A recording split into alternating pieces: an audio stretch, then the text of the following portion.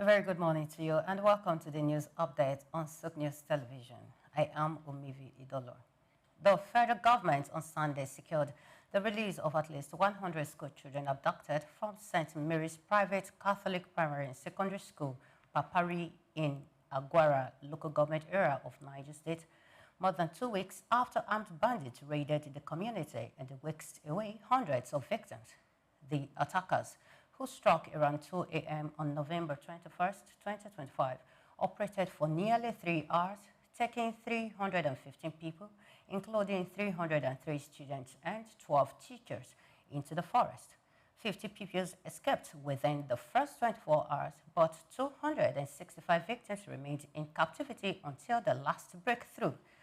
A massive rescue mission was launched immediately after the attack, with the military, police, local hunters, and vigilante groups combing forest routes across Niger, Kebbi, and Kwara states.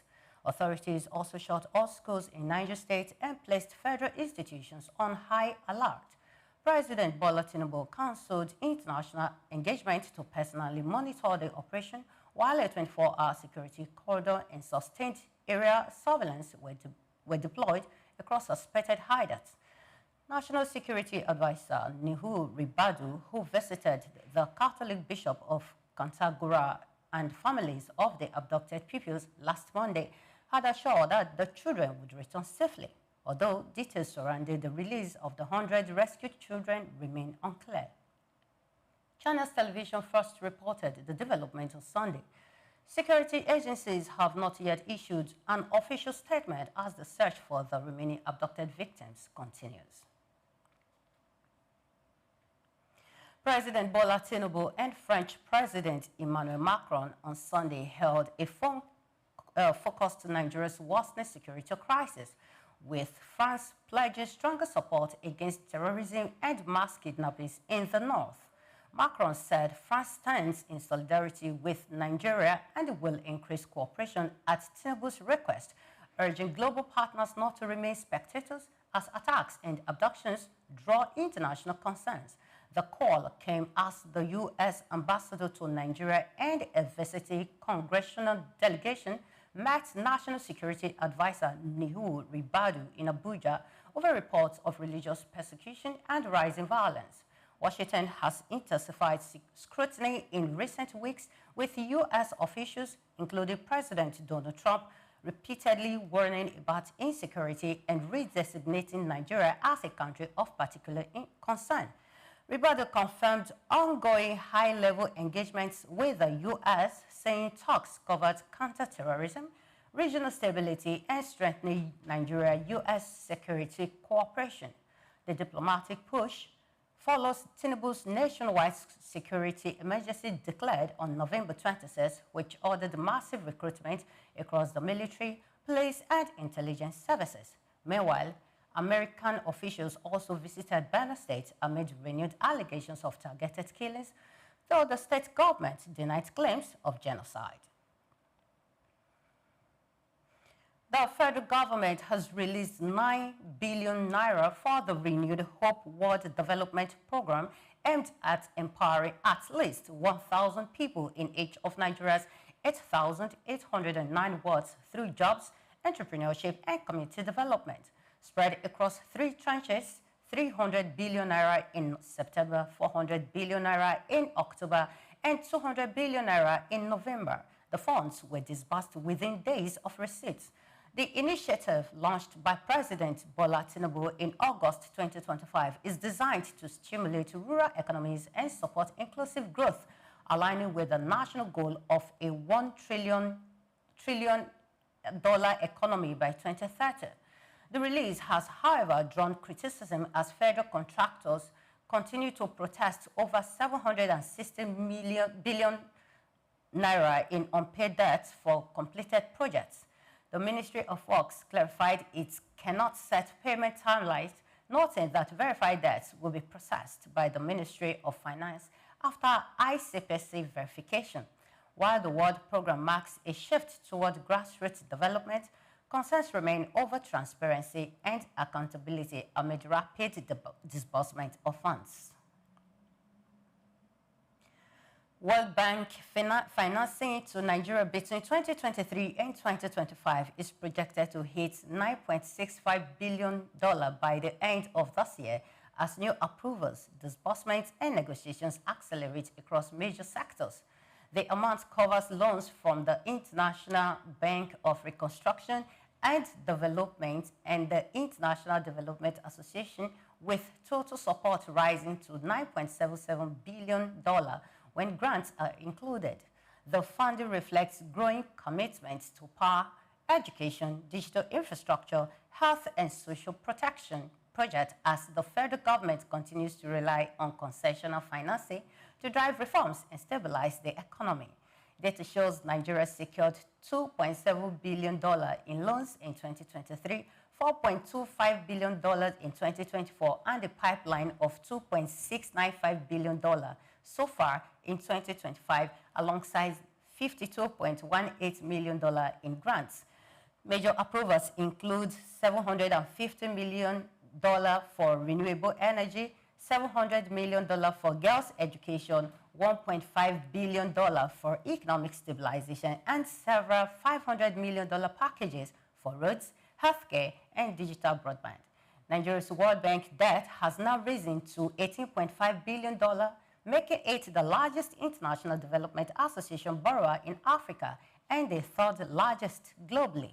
Economists warn that although the loans are concessional, rising debt could worsen fiscal pressure unless matched with stronger revenue and tighter spending discipline.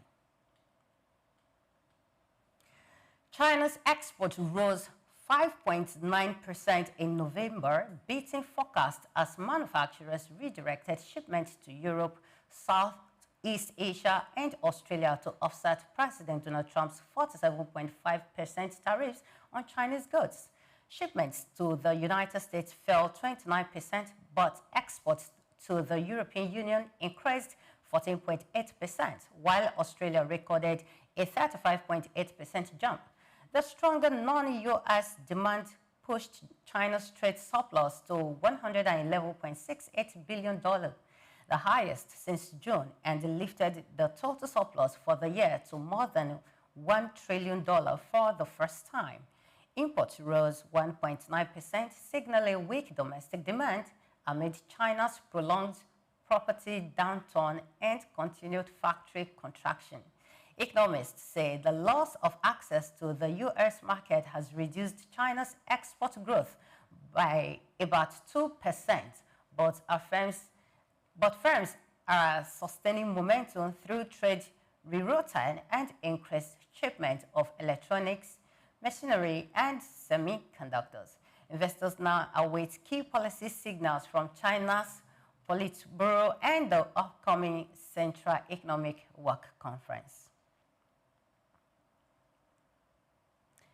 Many thanks for watching. Please do well to follow us on all our social media platforms at SOUQ News Television. I am Umivi Idolo. Coming up shortly is SOUQ Business Landscape. Stay with us.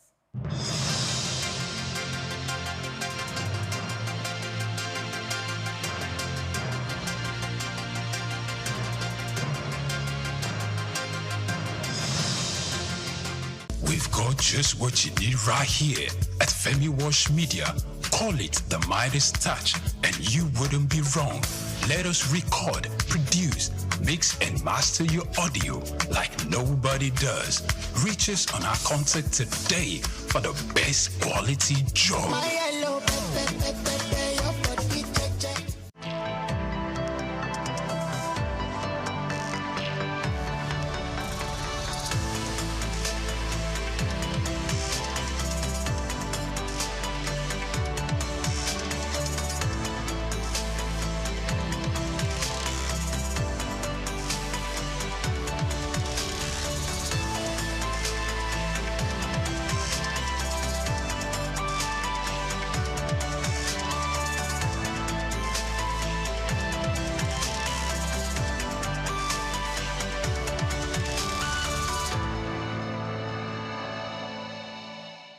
In Nigeria, when you hear technology, innovation, and e-commerce, then you begin to think of the 21st century visionary leaders who have availed us the luxury of connecting with the world without leaving our spaces.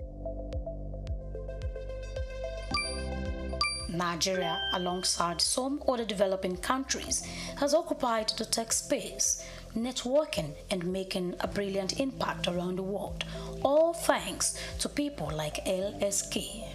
I am Grace Komalafe. Join me on the Corporate Maverick as we unveil the journey of a foresighted leader who foresaw the transformation of technology decades ago. The year 2001, known as the third millennium, stands out for some individuals.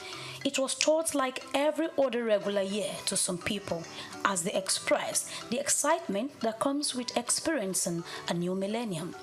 While many carry on with the feeling of entering the 21st century, some visionary individuals saw it as a strategic period to bet their thought-provoking plans and business goals. Among these visionary leaders and innovators is Leo Stan Eke, founder of Xenox Technology, bringing this tech-oriented company to life in 2001. How much do you know about this tech and business-driven giant? Who is Leo Stan Eke?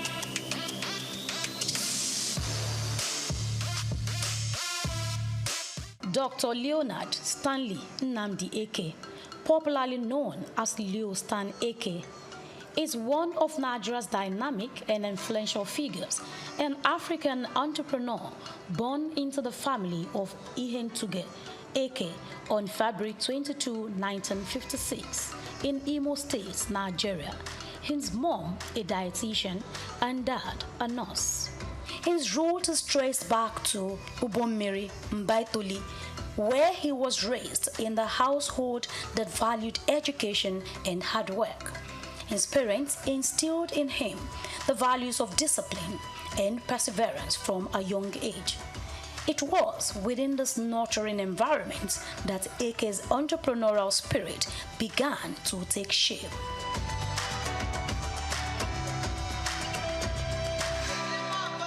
Like many visionaries, Dr. Eke's journey to success was paved with academic excellence. He attended Holy Ghost College in Owerri for his secondary education, where he honed his intellect and ambition. Eke's dream of becoming the biggest transport company owner in Nigeria changed as a result of his encounter in India, where he had his university studies. It was a turnaround moment in his life. In India, he pursued a Bachelor of Science degree in economics from Punjab University, and the exposure to India's vibrant economy left an indelible mark on him and then tilted towards more realistic business ideas. This led him to get full involvement into ICT. So I'm a very good testimony of an African who started from nothing, okay, and got somewhere, not there, right? Okay, so in summary, I came in here first of all to the University of Nottingham, or Nottingham University. I was in Cork City University, where I was doing computer science, and I wanted to specialize in user interface as a postgraduate course, okay?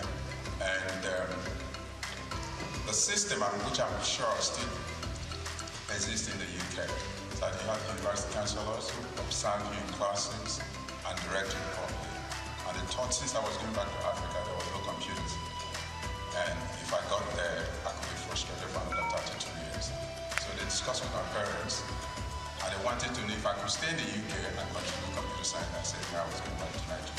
I have passion to change the country, and by extension, the continent. He later went on to earn a Master of Science in Risk Management from the esteemed University of Nottingham, England, further enhancing his acumen in the field.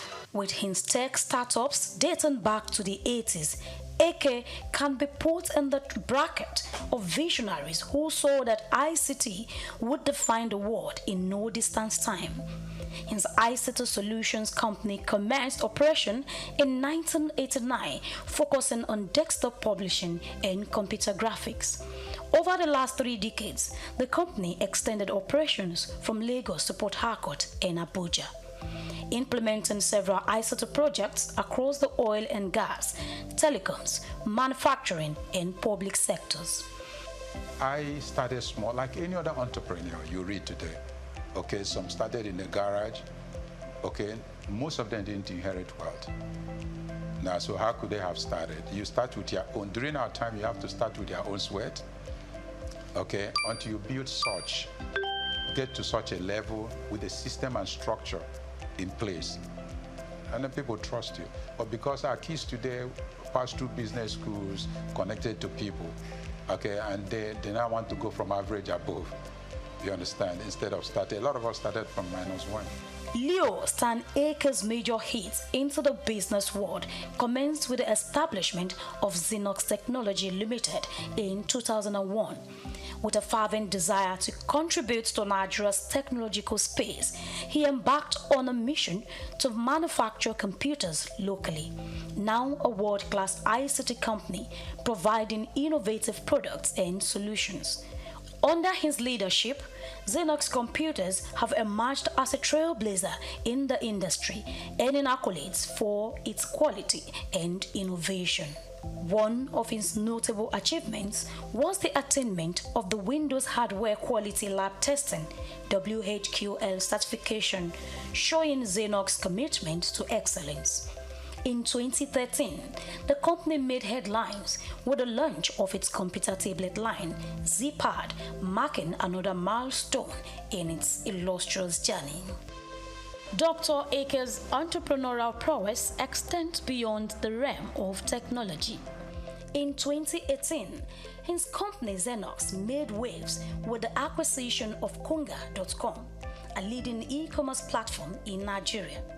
This landmark deal underscored Akers' strategic vision and his unwavering dedication to driving innovation in diverse sectors. Konga.com was founded by Sim Shagaya in July 2012 as a third-party online marketplace. 99% of its shares were acquired by SOUQ in February 2018. 3 months later, Konga merged with SOUQ's retail outfit Udala to form the biggest e-commerce company in Africa, retaining the brand name Konga.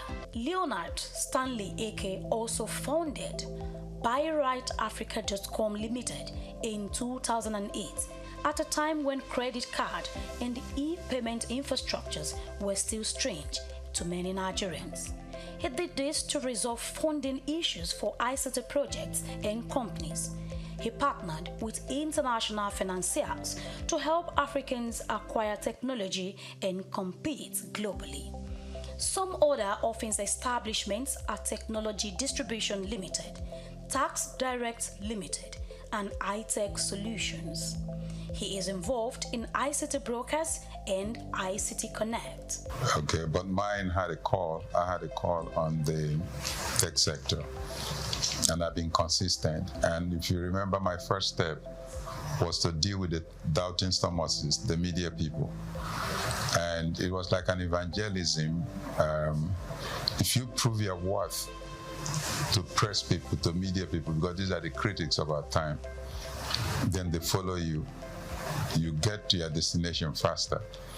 So when I did the whole media houses, transitioning them to digital economy through digital processing, through from typesetting to desktop publishing, computer graphics, okay, and multimedia. Then they started spreading the news. But again, we had to enhance that profile to the corporate world so that people can run offices with data analytics to guide them on advice, projections, okay, and where they're headed to. And then even our election. Okay, so today there would have been crisis in the economy if elections don't have facts and figures. And we did that with the DDC, and then did authentication with a card reader. If you've come this far, kindly like, comment, and share. Throughout Ake's career, he remained committed to empowering others and fostering socio-economic development. His philanthropic endeavors and advocacy for youth empowerment reflect his belief in the transformative power of entrepreneurship. He launched the Computerized Nigeria project in August 2000, thereby encouraging development and the use of computers. He also launched the Can I scheme, providing affordable laptops to young Nigerians with a repayment plan of 24 months window. Eke's foundation furthers his charitable efforts, supporting various causes with different donations across the country. Now, I see entrepreneurs trying to live big. Are you with me? Yeah. I see entrepreneurs trying to show off. You must have incubation period. Every successful entrepreneurs are seen to be stingy because they know the value of every dollar spent. But they use the same money to sustain the society. Okay, so I just want to advise Nigerians here. I see a lot of you startups now selling debt. It means technically you are leaving the company.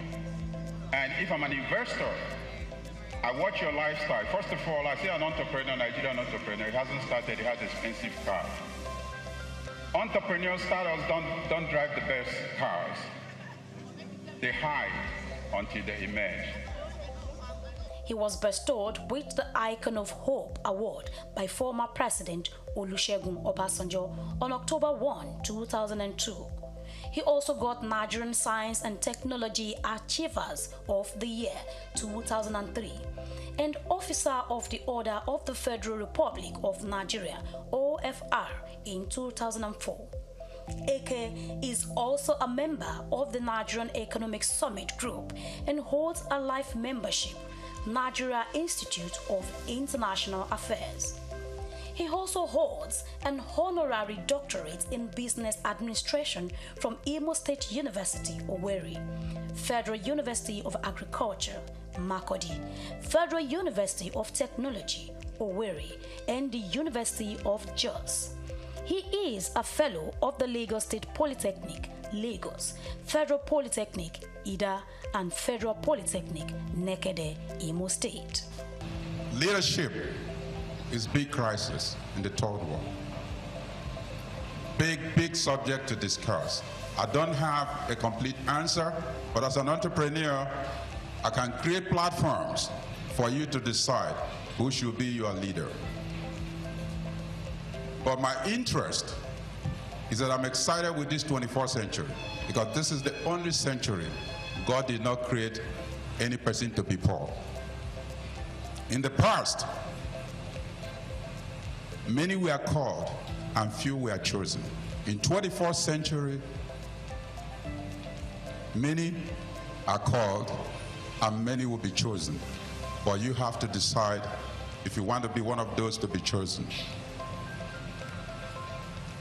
Leonard Stanley Nnamdi Eke is married to Chioma Eke, the CEO of Technology Distributions Limited, TD Africa, and together they have raised 3 sons and 2 daughters who are doing well in their respective fields of endeavors, just like their parents. As Dr. Leonard Stanley Nnamdi Eke continues to chart new territories and inspire future generations, it speaks to the limitless potential of the African entrepreneurial spirit. With his visionary leadership and unwavering resolve, Dr. Eke embodies the essence of innovation and resilience, creating indelible marks on Nigeria's business in Africa and humanity. Leonard Stanley Nnamdi Eke.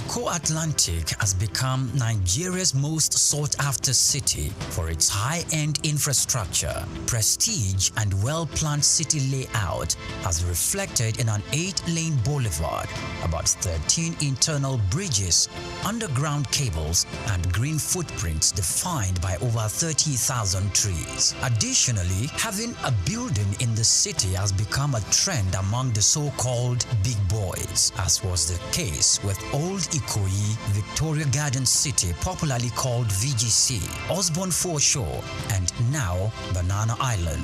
In this special report, Bayo Olaoye states that this talk of "I belong" and the prestige mentality has also spread to the big firms. Before now, Kingsway and Ozumba Mbadi were used to say that Victoria Island were the go-to locations for high-rise office buildings. These locations are home to iconic developments such as Kingsway Towers, Heritage Palace, Fanfare Towers, the Wings and the Waves, among others, making them Nigeria's equivalent of Silicon Valley. The SOUQ Atlantic City was modeled after the skyscraper district of Manhattan Island in New York City. It has become the new destination for big-ticket corporate firms which are building or relocating their new headquarters to the 10-square-kilometer city, rising off the coast of the Atlantic Ocean in Lagos. The city is attracting investment interests in both residential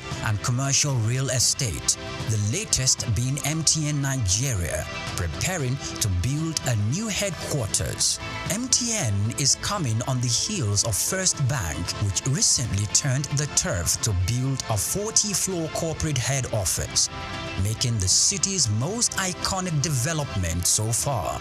Prior to this courageous and ambitious entry into SOUQ City by MTN, First Bank, Dangote Group, and the Embassy of the United States of America have taken positions there, developing a new head office and a diplomatic facility respectively.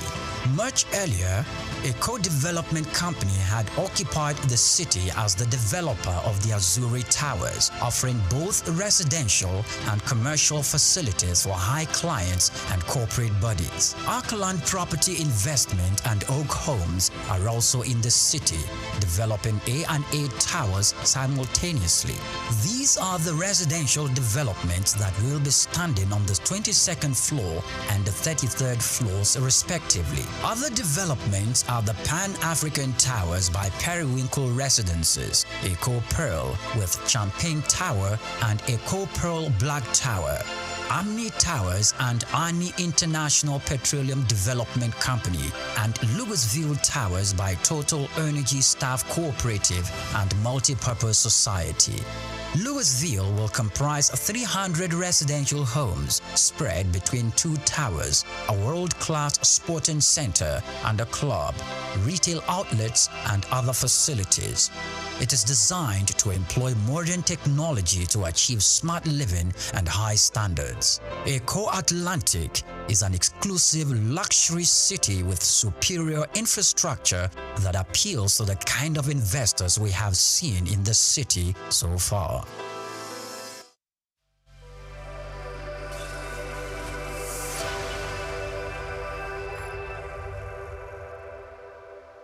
Housing infrastructure as a driver of economic growth. In virtually every nation, the discourse on economic growth often revolves around output, foreign investment, technology, and human capital development. Yet, one element that remains underexplored but profoundly fundamental is housing infrastructure. Housing is more than shelter. It is an economic commodity, a social stabilizer, and a catalyst for development.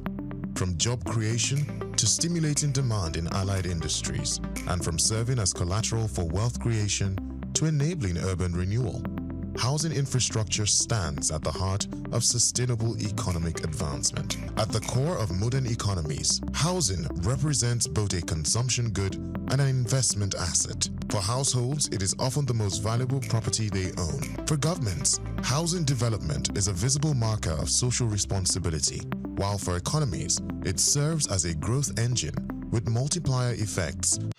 Take Nigeria because it's the mind that needs to first of all be rebranded. Idris said he's going to be putting Nigerian labor, Nigeria content and materials first. If you say Nigeria first and it is just us down here that, you know, are pushing that agenda, it's going to be a big struggle. Do you think Nigerian firms, Nigerian organizations should start looking at getting their staff involved in this market or buying to keep for their staff? Within this side, let's also learn citizen diplomacy. See something. This is SOUQ business landscape.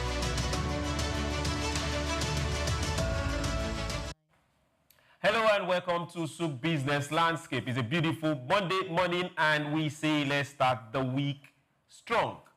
Hope your weekend was good. For those that are still wondering, it's still raining in Lagos. Okay, let me say some part of Lagos, our side of Lagos. Rain is still coming down. I'll say, hey, everyone, remember the Harmattan season is coming and it's coming with some heat and dirty December is also here. So, hey, cover up, take enough vitamin C and cover up from the dust on constructions going ahead.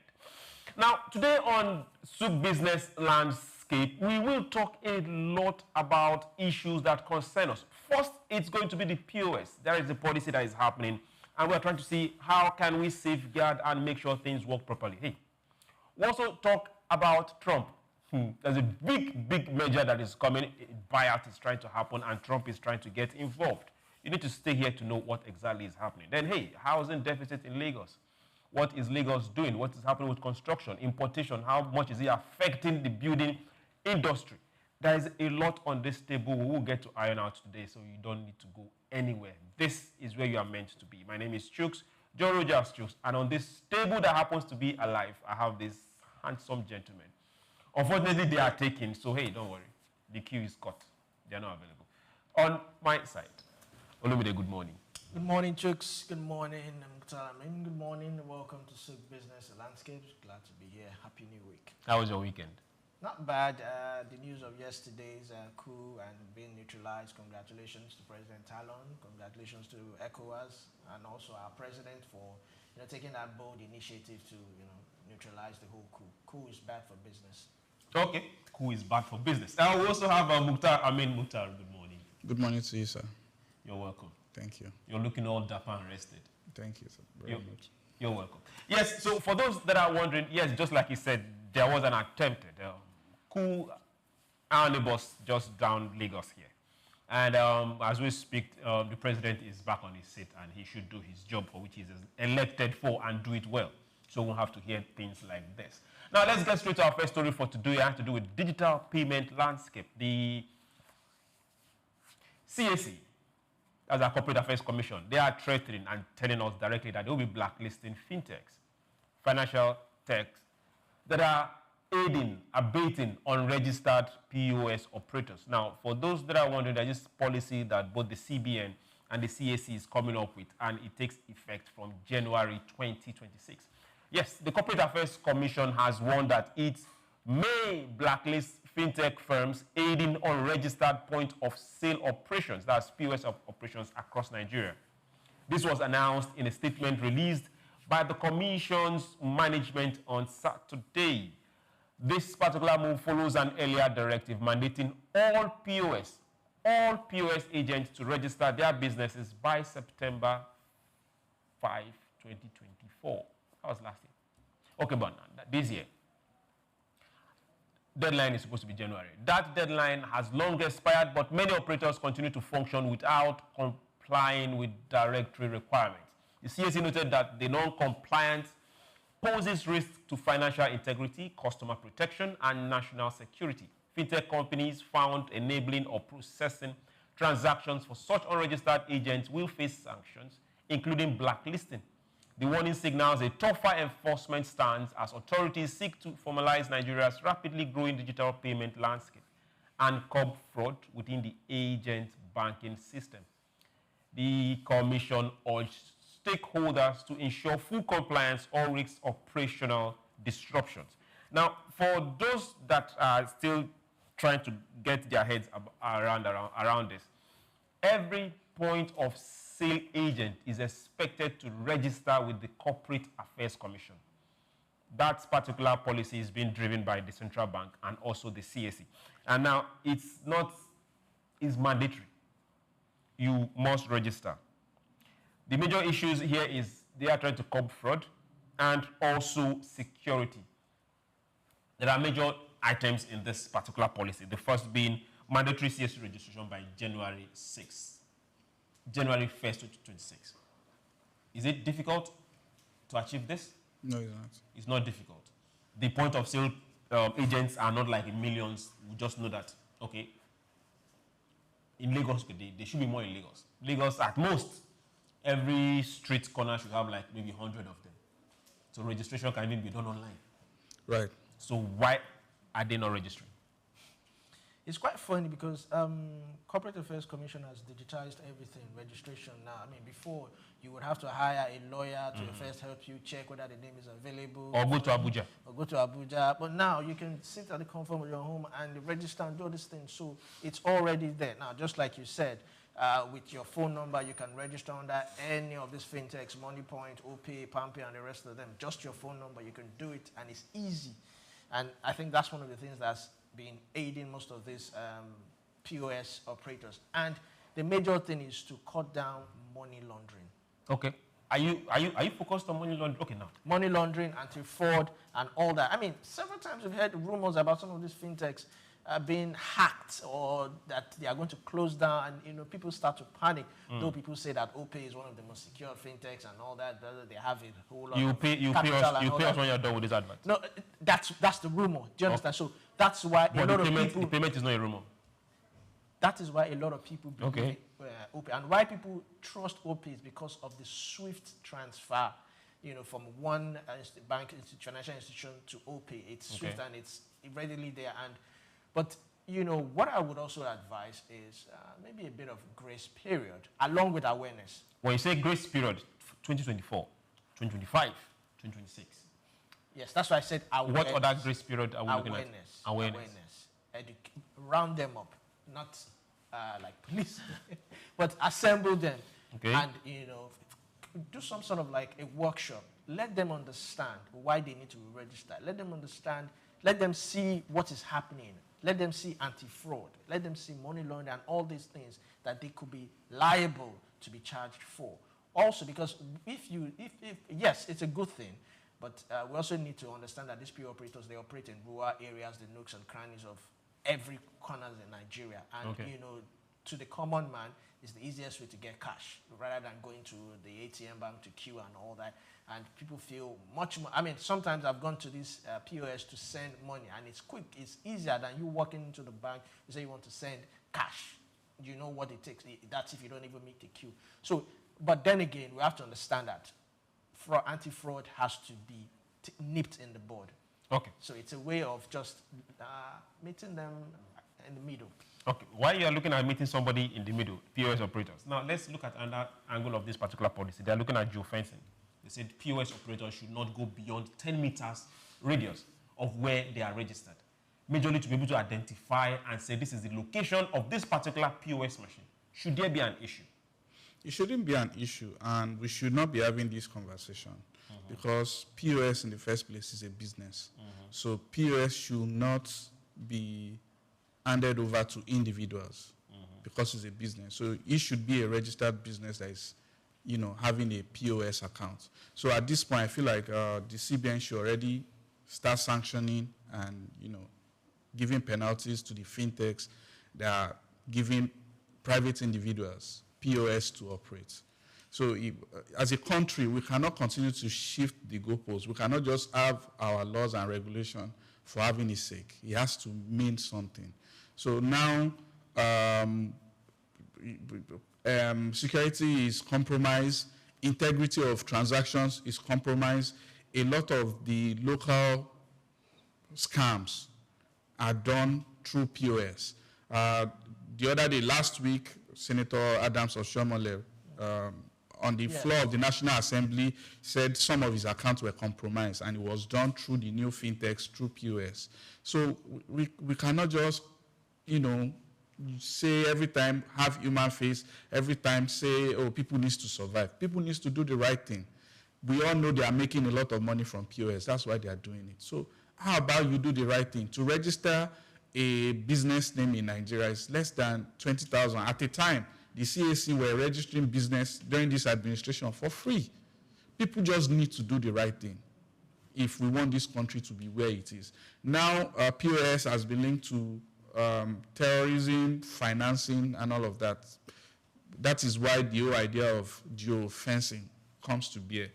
We just need to do the right thing. And every time the government is trying to enforce the right thing, we need to support them, because right now, terrorism is affecting every one of us. We are all, prone to scams here and there. Even police extortion is done by POS. Some of the cases that have been closed. Police extortion by POS. Yes. As a mobile moving POS. Do you understand? In uniform. And, sometimes it takes too long to track because the POS was not properly done. I understand what the Fintechs are doing. They are trying to register as many people as possible so they can make money. But we need to do everything the right way. Okay. Do everything the right way by the law. There is this particular issue, allegedly. Now, we're looking at monies taken through the altar of kidnapping. And there is this particular line of thought that a lot of them are washed through POS. That the monies are distributed through POS. So when you come to take money, they just give you that and it goes straight back into the system. And this, for most of these fintechs, people are saying, how do they account for this? Because a lot of them are not banks in the first place. And the policy is now coming to say every single POS operator must have just one principal. Mm-hmm. Which means if you go to that very busy POS operator in Alaba, it's either he's using one bank or one fintech agent. How realistic is this going to be? I don't have the data, so it's hard for me to say. But the law is supposed to be kinetic. It's not something that should be static. Yeah, this should start by April 2026. They can start. I don't know if it's going to work, but like I said, the law is supposed to be a living thing where if there's other problem, you adjust it to fit the problem. Okay. So for them to have come about that solution, to suggest that solution, they, it might definitely suggested through the data and the problems that they are seeing that I don't have access to. Okay. And hopefully it works. If it does not work, they have to try something else. But we have to get it right and do the things the right way. We have to get it right and do things the right way. Now, there is also the issue of financial limit. Yes. Every customer should not withdraw from POS more than 100,000 naira a day. Okay, now, let's go back and backtrack to the POS usage. Earlier on, before now, POS was not majorly used for giving cash back to the society. Yes. It was meant for cashless transactions. POS was actually a payment platform. But now, right now, it has evolved into street banking. Yes. Which is not that bad. What gave rise to POS or cash banking? Was the failure of ATMs being able to dispense money when people needed it? Because at a point... Was it failure of ATMs or during the redenomination and rebranding of the Naira? Even before that time. Was it that bad before Fridays, the ATMs, if you don't get... There's a particular ATM by my street. If I don't get there before 4 p.m. on a Friday, for the rest of the weekend, there's no cash till Monday. So, and then again, you go to the ATM, the queue is long. But just beside the ATM, there's a POS, and all you have to pay is just 100 naira. So people thought that, 100 naira to waiting on queue for like 10 to 20 minutes or 30 minutes, and it might get to your turn, and you hear, and you will stay to display there, unable to dispense cash or something else. Where's the POS person getting the cash? Well, that's another story for the police and EFCC to investigate. But what I think now is, the issue now is, if you look at the limit is not bad. POS itself was just a form of payment. You go to anywhere and you see there's displayed POS available and you make payment. It was also during the redenomination to aid a cashless society, which helped because for me, at a point, even till now, I don't hold more than 5,000 cash. because every other thing I'm doing, every other transaction is online. I transfer online. Every other thing online. And most of these markets, they've also digitized. Some have not. But if you look at, there are some people who actually need daily cash, like the laborers and whatnot, or people who buy stocks and all that, and who go to the market and buy things and all that. You need daily cash. But the market woman has a POS machine. Yes. The meat seller has a POS machine. How many of them they do are digitally learned? Because operating it is one thing. Knowing how to operate it is they might not be the ones operating it. But if you go to the market, you just see one young girl by the side. Yes, to be honest, throughout this year, I live in Lagos, I go to the market. I've not needed cash for anything throughout this year, to be honest. There is somebody that is always there to facilitate the trade. Yesterday evening, I bought plantain by the roadside. They took transfer. If they don't take transfer, anywhere you see market people, there's a POS person that caters for them. That caters for in that cluster. And you just use your card or you do transfer. They get their cash from the POS. Sometimes they have an arrangement with the POS where it does not even charge hard charges to what you are paying. Because they are doing business. It's probably the daughter or the son of one of the market's person. So we cannot continue to say, our people cannot operate it. People should strive for greatness. There's no age limit to learning. Because, like I said, Nigeria is not living on an isolated island. We are part of a global market. So everybody, the rest of the world cannot be going a certain way, and then we make excuses for our people to say, they are not educated. All right. So, Chooks, I'm thinking also, having one bank account, I think it limits, because for an individual, Chooks, I'm sure you have more than one bank account. So if you say POS operator should have just only one bank account. Not one bank account, as in his principal should just be one agent. Now, if he's using a POS from First Bank, it's only POS from First Bank. If he's using a POS from Union Bank, yes. not you just go to some places, you just see 15, this one, that one, this one, that one. So they are saying, okay, we need to be able to monitor this particular agent. And if you have several principals, we'll find it difficult to do that. And at this point, we need to graduate from just the POS, the hold by the roadside, to actually mobile ATM. Yes, that's what they do in advanced countries. Mobile ATM is what got us here. No. Hold on. Private ATMs. Hold on.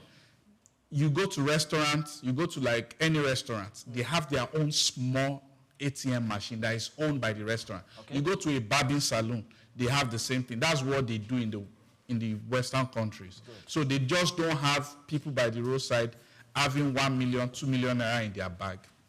That's risky. It's risky, because, is a ticking time bomb where we'll now see people going to POS owners at gunpoint, taking money from them. I'm sure some people are thinking about it now. It's a good idea, Mokhtar, but I can bet you that one person will go to that restaurant and withdraw all in that ATM, because that's what... Does the person need it? Yeah, but the same way they take from the POS to one person can go to the POS and take all their cash. Yeah. So for example now, they brought that solution because barbing salons, some restaurants, they get a lot of cash. So you get your cash, you put it back in your machine, and your customer that need cash to go, they take it. Yeah. So it's a perfect system, so nobody is moving cash up and down. Do you understand? And that works. And that is, for the geofencing they are trying to do, that solves the problem, because it's like a big fridge, like a big box. It's not as big as the ATM, but it's like a big fridge. We see some of them in hotels. If you go to any of these 5-star hotels, you see the mobile ATM machine by their reception. So, we can now find a way to have restaurant own it, and is an additional way for them to make money automatically, because they don't need to physically operate it. You just go there, you put your card, you get money. But it's weird when you see you are driving down the any streets in Lagos, you see people having 500,000, 1 million on their back. I'm thinking criminals will be thinking, with one gun on a very busy street, you can rake in 20 million naira. Okay. I just look. I'm thinking about the O1 bears also. That's where. Now we are looking at cultures that are not okay. Let's leave that aside. We are looking at financial inclusion. We are also looking at ability to do business seamlessly, and also the cashless policy. Every of this is working hand in hand. How can we put it in sync? How can we also be safe? How can we make sure that the person that is asking for ransom has no place to keep it or where to spend it? These are things that some of these policies can tackle if we take it serious. But now, the POS operation and the agents have created an industry of itself. You always say something, what is the greater good? So right now, if we are saying, okay, let's go to the next level of cashlessness, we have less POS people. We have more educated people. You might not even need to go to a POS, or you might not will now start. Okay, we came up with the initiative of barcodes. We are not pushing that anymore. You could make payment just with swiping your cards on barcodes. China has gone further to making it thumbprint and just your wrist. In Ghana, it's just your phone number you need, and you send a code. Mobile money. Yes. The same thing in Kenya. So you don't need the internet to do that. You don't even need the internet to do that. So that's good. Now we are looking forward to that particular $1 trillion economy, and for us to get there, we need every of these policies to work. But for them to work, we need to make money first. So hey, we work. Now let's get to our next story: housing policy. Now, heavy import reliance is seriously threatening Nigeria's housing markets. This is this report, and it has to do with me, you, and every one of us. Nigeria's housing sector remains heavily vulnerable to global disruptions, with 70% of building materials still imported. According to newly released State of Lagos Housing Market Report, that's Volume 3, the report warns that this heavy reliance exposes the market to global supply chain shocks and naira volatility, driving up construction costs and worsening the country's housing deficit. Despite Nigeria's abundance of raw materials like limestone, clay, and sand, local processing capacity remains too limited to meet domestic demand. Stakeholders are calling for urgent investment in local manufacturing of critical inputs such as cement, steel, roofing sheets, and plumbing materials. The report urged play and policy makers to prioritize industrial-scale production to reduce exposure to foreign exchange risk and improve housing affordability.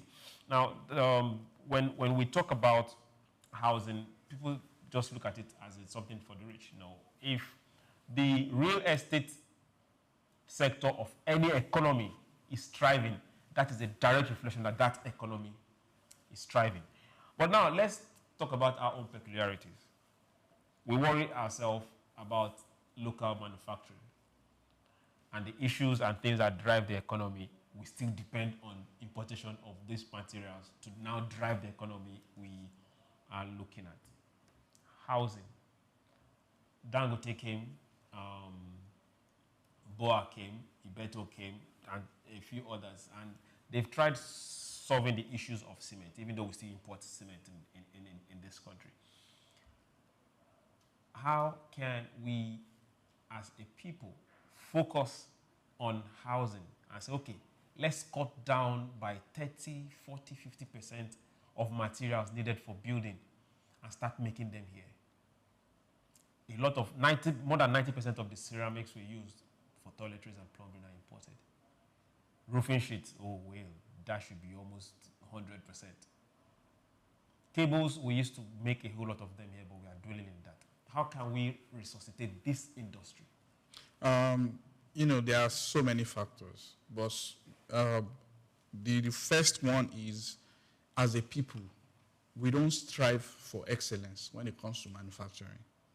Our manufacturers, they make mediocre products. They just want to make something that is barely acceptable in the market.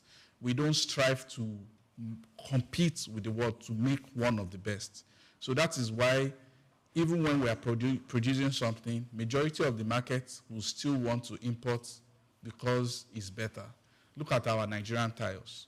It's very, very affordable. It's about 30% of the average cost of the imported tiles.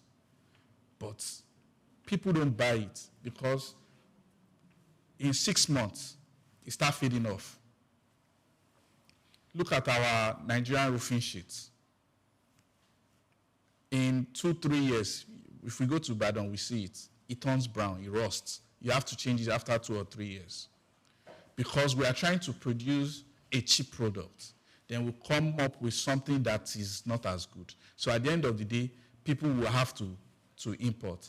At a time when you are building houses in this country, 10 years ago, 15 years ago, electricians will quote Nigerian cables for you because they are the best.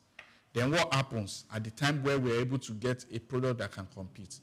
Our manufacturers will become greedy. They will overprice it, that people will have to look for a cheaper alternative. Then, you can't afford, you cannot longer afford it because it's so good. Then you settle for China cables. So, it's either we are not making an excellent product, or when we eventually get an excellent product, we are greedy with the pricing. And then, thirdly, as a people, we don't believe so much in what we produce. There is an unrealistic appetite for foreign products too. So we are classists. We want to build a house and brag to say, my tiles is from Italy, my sofa is from Germany, my this is from there, as a people too. So there's a problem with, so government can do price regulation, manufacturers can make better products, and the people can be more patriotic to patronize Nigerian-made products. So it's a problem that cut across the 3 sectors: manufacturers, government regulation, and even we as a people. Manufacturers, government regulation, and we as a people. Now, let's hear you for once talk on the side of the government. I don't speak on the side of the government. Now, let's say you happen to be the Minister of Industry. There used to be this particular, I can't remember their name. They were based somewhere outside Abuja. They were making, just very close, just after Zumarok to be precise, they were making ceramics, toilet ceramics. And they were not just making for Nigeria, they were exporting. Most people didn't even know that that company was here in Nigeria. That's packed up. There is this glass industry somewhere in Edo that's packed up. There's another one, several, they've all packed up. How can we revive these industries? It's quite simple and easy. We've talked about it so much that it has become a broken record. For any industry in Nigeria to thrive and boom, it's power. Most of these industries, if you look at it, power, they need stable. An industry that is producing in large quantity needs stable power. What happened to Ajaokuta Steel? What happened to the likes? Till today, we've been trying to revive Ajaokuta Steel. We've been trying so much, they are even trying to use it for something else than what it was meant to do. It would have created jobs, it would have solved a particular sector in building materials. Fine, Dangote is here, he's trying with the cement, and Boa is also there also. So, but it's fluctuating, and some people have even complained that they have this sort of monopoly, to manipulate prices, and when Dangote cement goes up, every other competitors, raise their price, they jack up their price, and if it brings it down, say, so is that. And at a point, I sat down to think about it, that the cost of building a house, how long will it take, how many years will it take you to recuperate that if you rent it out? I mean, if you build a modern house, not luxury or smart homes and all that, just a normal en suite and all that. How long? I mean, you'll be estimating like 100 million. How much would you put for rent? How many years would you get to recuperate that back? As far back as 2017, my mom changed the roof of her house, and it cost almost 2 million. That was 2017. Only God knows what it is right now. I also remember far back then, I went to a friend's house and he said, oh, if you see all these things, they are all imported. So Nigerians have this taste for imported, especially Italian leather. Okay. Now, We make leather here, right? Definitely we do. But somehow people prefer leather from Italy or any other place. Can the government say, okay, let's tariff what you're bringing in? Now, the government at a point stepped in when it came to leather. I mean, Priya and I were here, and they said stop eating pomo so that leather can thrive. And, you know, yes, I was guilty of that. I said I will continue to eat pomo. But that doesn't disturb leather production. Eating cow skin or cow hide consumption does not stop leather production. Yeah, it reduces the amount that can go into the industry. We just need to have an industry for it. There is an industry for it. So the amount of pomo you've consumed over time has given that particular industry less raw materials to work. That's another argument for another day. So, okay. But if I find myself in the corridor's power, yes, encourage local manufacturers. Buy Nigeria first is already there. Why are we not utilizing this? Why are the government, why is BPP, why are they not utilizing this? The people that are saying buy Nigeria first, are they buy Nigeria first? Exactly. Okay. Because construction is going on every day in the government. So what are they using? Are they also importing? That's another question. Let's also look at, we need a lot of metal, steel in the construction industry. And we are sitting on treasures of raw materials to produce steel. And we have 1.5 steel rolling plants that are not working. These are things we needed to sort out. And I pray that this administration sorts that particular issue out in this first term. And let's see how much of a boost it will add to our economy. We'll go on a very short break. And when we return, SBL will be right back. Remember, go on all the social media platforms and follow us. It's SOUQ Television. It's not difficult. Just go there, click, follow, then like. Drop your comments. We'll get to share. We'll talk to you. Then remember this. Share, and share again. Don't go anywhere. We'll be right back. Take Nigeria because it's the mind that needs to first of all be rebranded.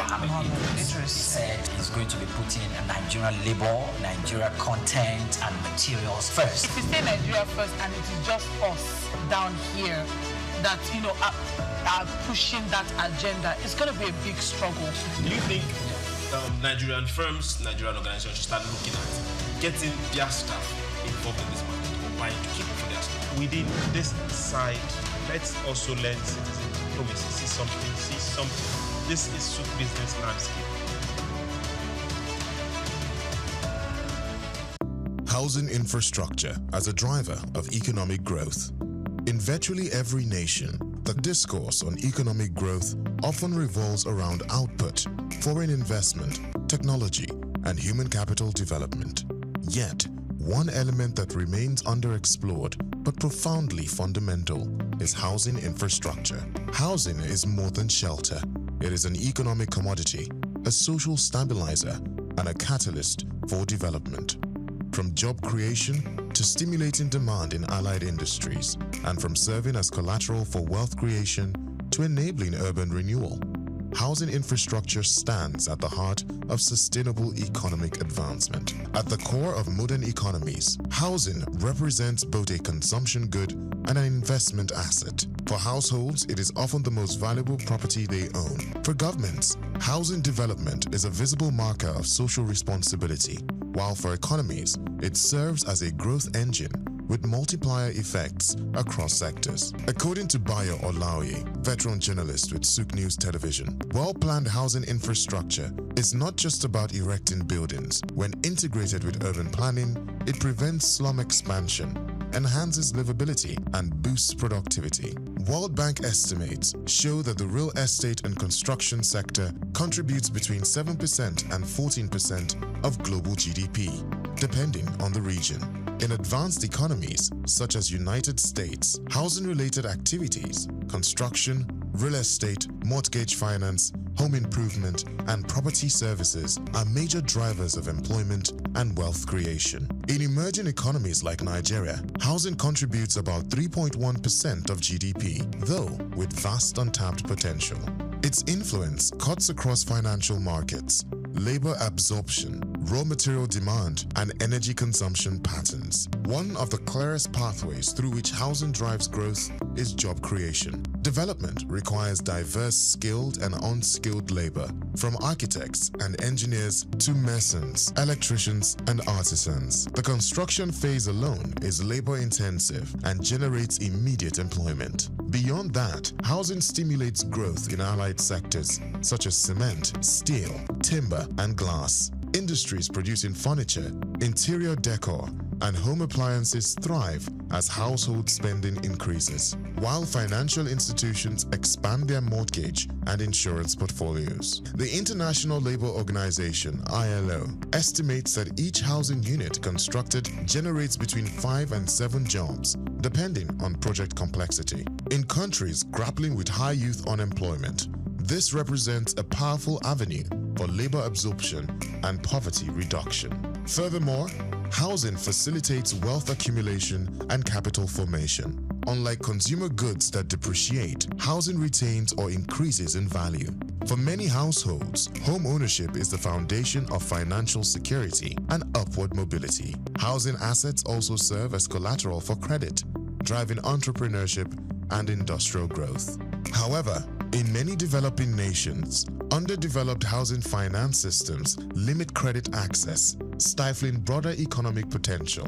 Expanding housing infrastructure can therefore deepen financial systems, democratize wealth, and strengthen the foundation for inclusive growth. As the United Nations projects that nearly 70% of the global population will live in urban areas by 2050, nations like Nigeria must treat housing as a strategic tool for urban renewal and sustainable development. Cities with adequate housing attract investment, foster innovation, and enhance livability, while poor housing conditions breed overcrowding, insecurity, and economic inefficiency. In essence, housing infrastructure is not merely about buildings, it's about building economies. I'm Moyosore Adebi, SOUQ News TV.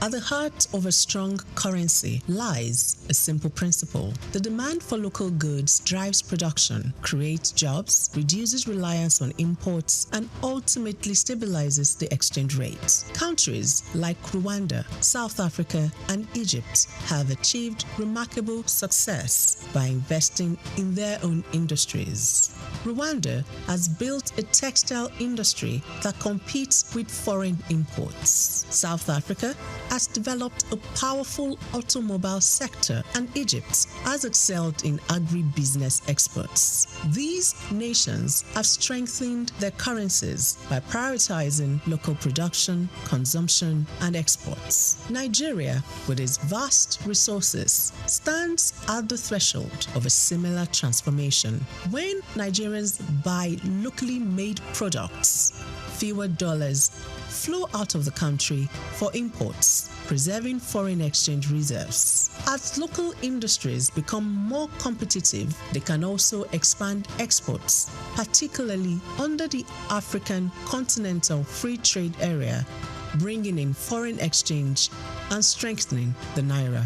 In 2022, Nigeria spent over $9 billion on food imports. If just half of that had been directed towards locally made goods, it could have significantly reduced pressure on the naira. The key lies in industries with the potential to drive economic growth: agro-processing, textiles, automotive, technology, and leather goods. Nigeria is already a leader in agriculture, but to fully benefit, the country needs to move beyond exporting raw commodities to processed goods. Products like cashew nuts, shea butter, palm oil derivatives, and hibiscus flowers command higher prices internationally. Ghana earns about $2 billion annually from cocoa processing, while Nigeria's cocoa exports lag far behind. With investment in food processing plants and the branding of agricultural exports, Take Nigeria because it's the mind that needs to first of all be rebranded. It said it's going to be putting Nigerian labor, Nigeria content and materials first. If you say Nigeria first and it is just us down here that, are pushing that agenda, it's going to be a big struggle. Do you think Nigerian firms, Nigerian organizations should start looking at getting their staff involved in this market or buying to keep for their staff? Within this side, let's also learn citizen diplomacy. See something. This is SOUQ Business Landscape.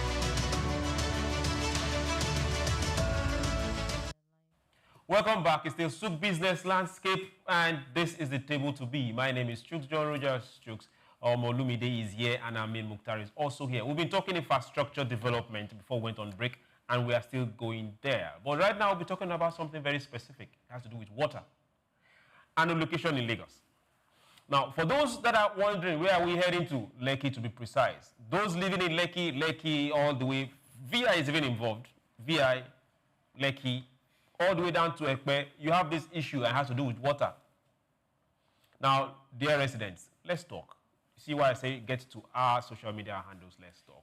Borehole has served this particular location for a very, very long time. And the residents in this place, they endure foul water. Borehole water, residents across the Lekki axis of Lagos continue to grapple with poor water quality, relying heavily on discolored and sometimes, if not most times, foul-smelling borehole water due to the absence of functional public water infrastructure. A lot of houses, a lot of people that erect structures, they have to drill their own boreholes, and due to the topography of the area, the water coming out is not friendly. Despite numerous complaints over the years, the issue remains unresolved, leaving households and businesses to shoulder the burden of costly water treatment or rely on expensive alternatives. In many estates, residents report spending thousands monthly on filtration systems, bottled water, or water deliveries. The situation underscores the growing infrastructure deficit in this particular location between the VI, Lekki, and Ekpe axis. One of Lagos' fastest expanding urban corridors. That's where you have the Dangote refinery. That's where you also have the export zone. Experts say the lack of clean piped water in such a rapidly developing area reflects poor planning and weak public service delivery. They warn that without urgent intervention, the water crisis could worsen public health risk and erode the quality of life in the area. Now, for those that are wondering, people see this particular area as, in quote, the bourgeois area, the high-class area. Unfortunately, they don't have water. Okay, now, let's talk business. How can government come in, or how can private individuals come in and solve this problem? Because where there is a problem, there is business. How can we start solving this issue? The problem is enormous and is multi-layer. Why do I say that? A lot of the residences in Lekki are private estates. So when you say private estates, it means you are ready to take responsibility for all the services for your people because it's gated. Do you understand what I'm saying? So if water is not gated. I'm going somewhere. Okay. The whole idea of having a private estate, when you say private estates, it means you are acquiring a piece of land, you are fencing it, and you are providing the infrastructure for that place. Okay. So that makes it a private estate. And that is why government is not going to come and fix your road, because it's now a private estate. Because what about the road leading to the estate? I mean, it's definitely, the land is on public land, so a road will lead to it that will be done by the government. Okay. Yes, but once because government cannot make a road and then you fence it, because it's, you see what I'm saying, it's public. But when you are fencing something, it means you want to take full responsibility for it is a private estate. What happens within the fence? Within the fence is so you are providing the infrastructure. So you should be able to provide water security and waste management and road infrastructure. About within the power too. Within the, however you see fit, they do that. I feel like a lot of this estate has been able to fix power problem. There are so many estates that the within the estates don't buy their power directly from the government. They buy from the estate. They buy from the estate. They enjoy 24-hour light. However the estate do it, they don't know. It's a mixture. Some of them have solar farm with generator, then with NEPA. So they deal with NEPA. You as a resident, they sell light to you for a different rate, higher than what government is selling. And because it's a private estate. And you don't have the liberty to say, no, I'm not buying light from you, because it's a private estate. So they are your own sub-government, or like your own government, because the rate at which you are buying power is different from the rest of us. So these estates most of these private estates should be able to provide water as well. And the alternative is borehole, which is not working for a lot of them, because, like you said, because of the topography of the water, to get clean water, you have to go a lot deeper. But a lot of them don't want to go that deeper. They prefer to, just get water and treat it, rather than go deeper to get clean water. So that's that problem. And there are some areas where, I've seen some areas where no matter how deep they went, they didn't get clean water. Okay. Well, some went too deep and struck oil. Well, that is something. So, but generally, I feel very, very bad as a Nigerian, because if the government cannot provide water for the elites, for the richest people, I mean, the hope of the common man is dashed. I was almost coming there now, but the hope of the common man is that. So, as a Nigerian, I feel very bad, because, in this neighborhood, you see almost how the highest ranking government officials, that's where they live. So if they cannot solve their own personal problem, what is the hope of a common man that lives, in the slum? And water is supposed to be one of the few basic human rights, for human decency, to have water, to drink, to bathe, to wash. Okay. While we're looking at basic rights, that's your basic fundamental human rights, to have access to water. That's one of it. Now let's look at it. Now he has established this particular fact that Lekki, his area of town, where the bourgeois live, his area of town again, they don't have water. Now, for those that don't live within this estate, how are they going to cope? Which means they have to depend on buying water off service providers that bring water from some other areas to them. How are businesses going to cope? Or do you see business in this problem? It's two ways. I see business and I see a solution also. First of all, the borehole is being polluted, just like you rightly said, shallow drilling, poor sewage management system, and of course, salt water intrusion from the ocean. I just had to quickly check what is happening to Lagos State Water Corporation, solely under management of Ministry of Environment and Water Resources. There used to be a time back then when I was in secondary school, we had water, tap water. Even though it's not regular. Sometimes we had to use the pumping machine, to draw water and all that. But what has happened? I went on to check again. I heard they're under reconstruction and re-infrastructure and reforms and all that. Limited water supply, this and that. But they are doing some form of PPP and all that. So I'm hoping maybe come next year, because they are also collecting, some people are collecting salaries for this. And what are they doing? It's a failure on the government's part, basically, because like you said, it's a basic fundamental human right, water. So that is one of the solutions. Provide water, because we already have a board. There's a water board. They are not just, I don't know whether the fire service are even doing better. So I can't compare them with the fire service. Have hydrants all around. Like Amin said, he said, but it's a business. This particular estate now, is your responsibility to provide? Yes. Now, some estates have treated waters. Yeah, they do. But who are those in those estates? These are things we should look at. What about those beyond the estate? Do you see a possibility of us having pipe-borne water again? Yes, I see that possibility. It's just the will to do it. It has worked before. It can actually work again.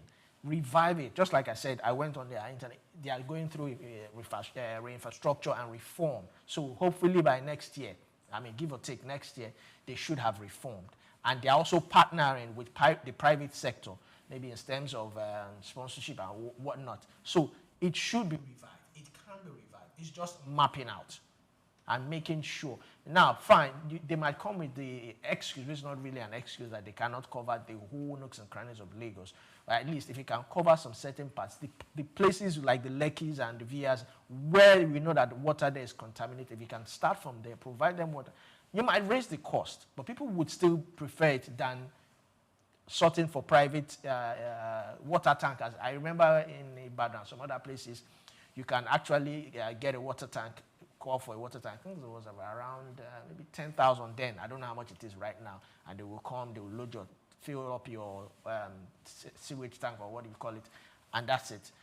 You can either do that. But if you provide water, if it's coming from the federal government, yes, number one, it might be subsidized, it might not. But it will still be relatively cheaper than what you would get outside. So, on the contrary, if you don't want to do that, then you can, it's a business also. If you can have companies that, you know, have water tankers, and they come to this estate, give them, all they just need is a very big, maybe 20,000 to 50,000 reservoir, fill it up and all that. But basically, for those kind of areas, the luxury areas, it should come with your rent. Treated water should come with your rent. I remember for those estates, yes. For those estates, even in SOUQ, there was a place where I was staying before. It comes with your rent. It's calculated there as I think electricity, because it runs on electricity. The pumping machine runs, so it's calculated there. Water never stopped running in my house for one day, and it was treated water. Okay. So it can actually work both ways. Okay. It can work both ways. Affordability is one other thing. Okay, now let's look at the business of water treatment. For those engaged in that business on that side of Lagos, they must be making a killing right now because business is good. And they're making a lot of money. And for most estates, like I said, it's private estates.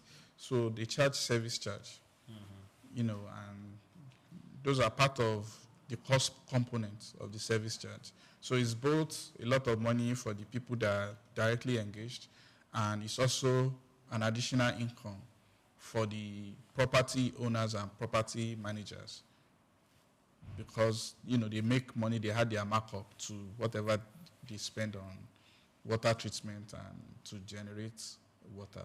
But I feel like government, these are some of the things that oversight of government. So government should make all of these things a requirement for people that wants to start private estates. So if you want to start private estates, be sure that you can provide these amenities. If we go to a lot of these Lekki estates, their roads are no longer motorable. And it's a private estate. We don't expect government to come there to fix it. During the time of the Governor Fashola, he has to intervene in some of these Lekki estate roads. And when he fixed the road, he broke their gates because it now becomes a private road. That, okay, if I'm fixing this road, because when it floods, the public, the residents, they call the governor. They've forgotten that they are living in a private estate where you need your ID to come in and go out. But when it floods, you call the government to come and fix it with all of us money, but only few of you can use the road. So when Governor Fashola fixed those roads, he broke those gates, that it becomes a public road because it's now fixed with the government.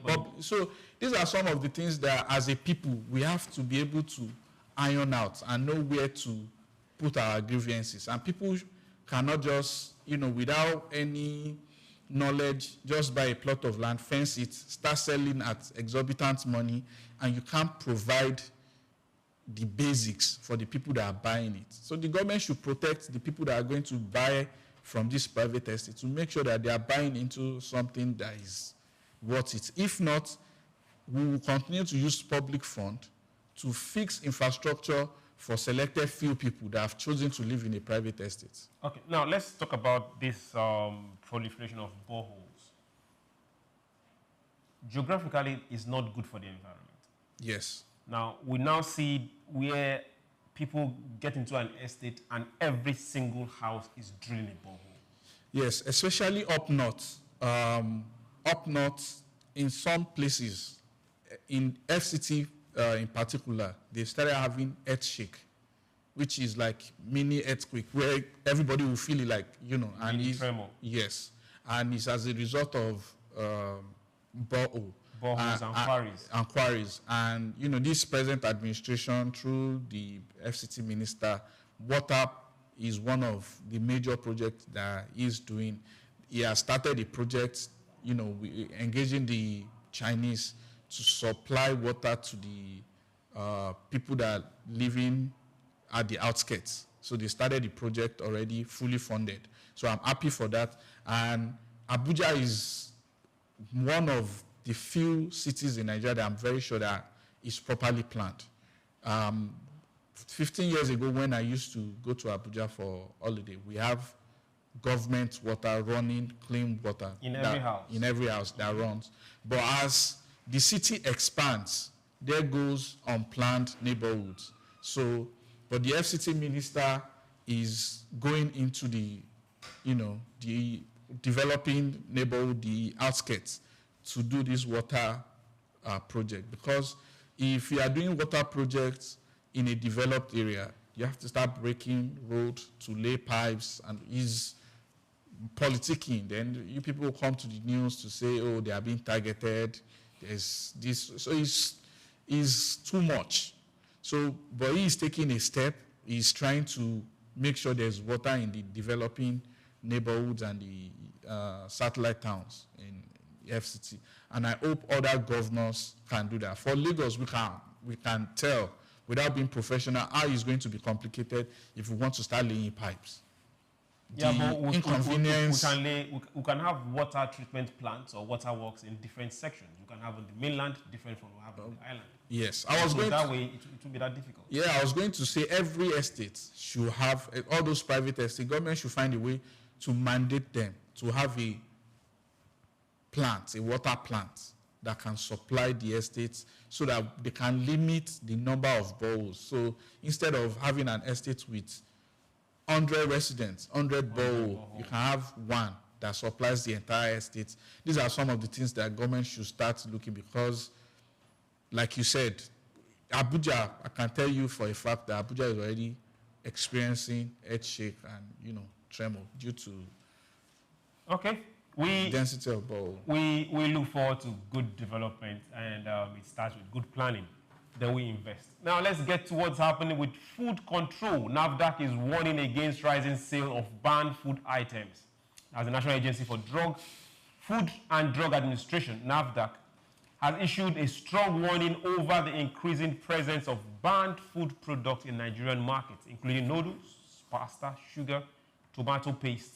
In a press release dated December 6, 2025, the agency stressed that these items are listed on federal government customs prohibition list and are illegal to import.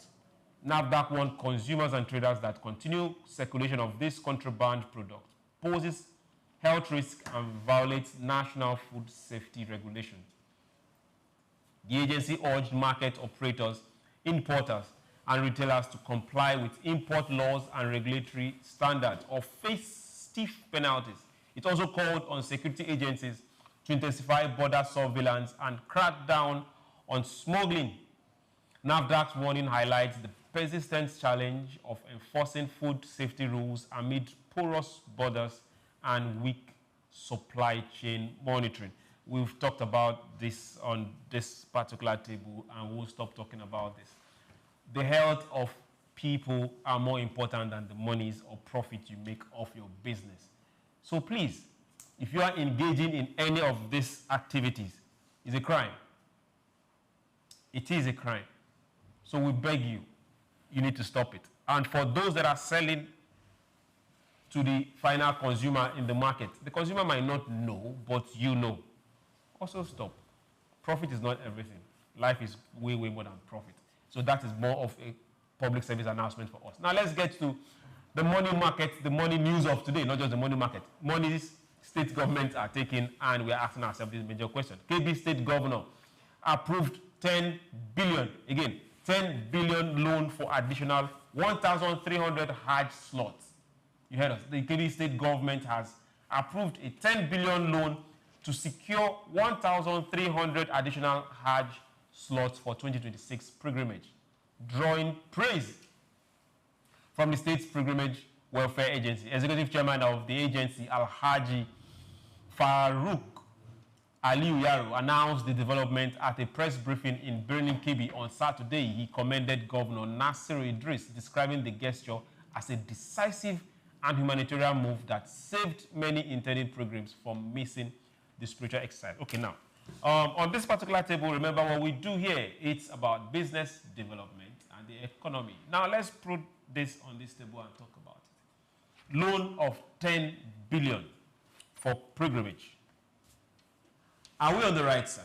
Everything is wrong about this news. Everything. I can talk about this because I'm a Muslim. And I'll tell you for a fact that everything is wrong about this news. The first thing is that Hajj is the only pillar of Islam that is not mandatory.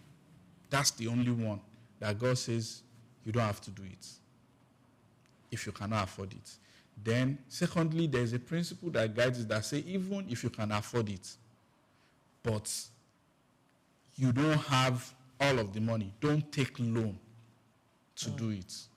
You know, you might be able to afford a car, but you might take a loan and pay over time. God is saying if you have to pay back over time, don't do it, don't take loan. So why is the government doing everything that is wrong? Number one, you are funding people that cannot afford it. After God says you should not do it if you cannot afford it. Secondly, you are giving people loan to go to Hajj. After God says don't take loan to go to Hajj. So this is pure politicking. This is not even about the Islamic faith. This is about politics of whatever reason, patronizing the people for political gain. And we'll ask ourselves, what economic or industrial activity do we know about in Birnin Kebbi or in Kebbi as a whole that is going on? Shouldn't this money be put in better use for the people? What's the point of spending 7-8 million naira to send somebody to Hajj? That's the average amount of going to Hajj right now, 7-8 million naira, to go to Hajj when they come back to live in penury. What's the whole idea? To have a vacation of 3 weeks or 6 weeks, and then you come back to suffer. Can this money be invested in? I'm sure they have housing problem in Birnin Kebbi. I'm sure they have security problem. I'm sure they don't have enough children enrolled in school. I'm sure they can build industries or put the money into SMEs that can trickle down and employ their teeming youths. So this is not something that is just a Kebbi State thing. It's something that is popular in all the northern states. Even the southern states too. Very soon, pilgrims will start going to Israel. Then state governors will now start looking for it to pull funds from. Yeah, for southern states, they do more of subsidizing. They do more of subsidizing. Public money. With public money. It's disturbing, but subsidizing is, is bearable. Public money. I understand. Subsidizing is, we can debate it, but... We have a federal government that has a federal budget for pilgrimage. Do we have a federal budget for rice farmers? do have a federal budget for wheat farmers. We're talking about wheat just before we started. I mean, the problem is that the federal government is a representation of all of us. Because, number one, we voted the president. Number two, all of us have voted our House of Rep and House of Assemblies that defended, debated, and passed the budget. So it's not just about this administration. It's been there. That's what I'm saying. It's the problem that is because we are religious people. And our being religious is clouding and blinding a lot of our judgment. So it's a national problem. It's a problem of me and you and every other Nigerian. Like I said, we voted the president that put Hajj in the budget. And we voted the National Assembly that passed the budget. That approved Hajj in the budget. Okay, now let's come to you, Olumide. We've seen Saudi Arabia, where most of this pilgrimage happens for Muslims. We've seen Israel, where most of the pilgrimage happens for Christians. And no matter what they do, they make sure that the country is able to welcome this population. They are making money aside what happens with the religious gathering. To what extent have we been able to attract people to even come to Nigeria as tourists?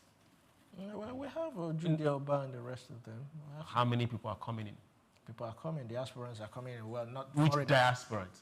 Nigerians are coming in. Nigerians okay, are good. coming in. We had a trade fair just around here, which me and you know very well how full the place was. Let's not use. Okay. So what I'm thinking about is, when you hear certain things that the government do, you already know where they are going. Sponsoring pilgrimage is just another tool to score election points.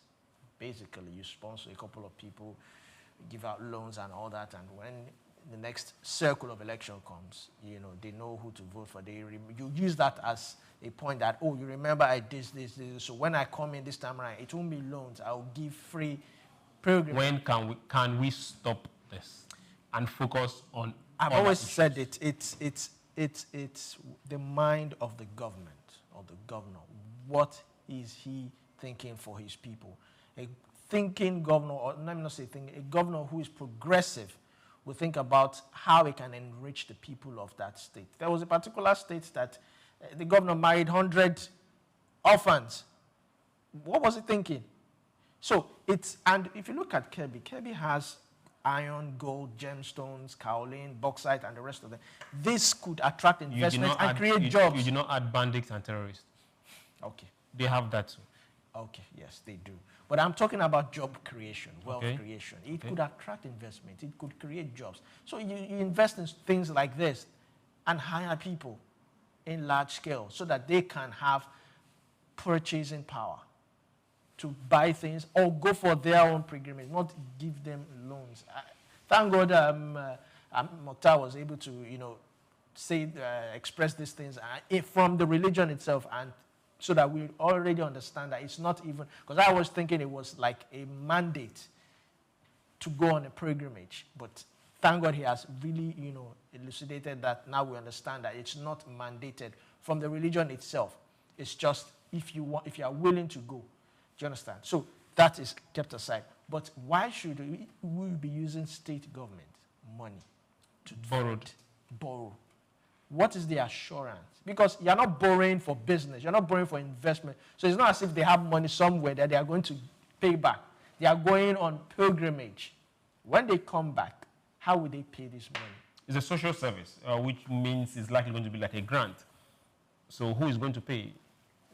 There's no profit on it. For those that are still wondering, this is the table where we talk. So don't take it personal.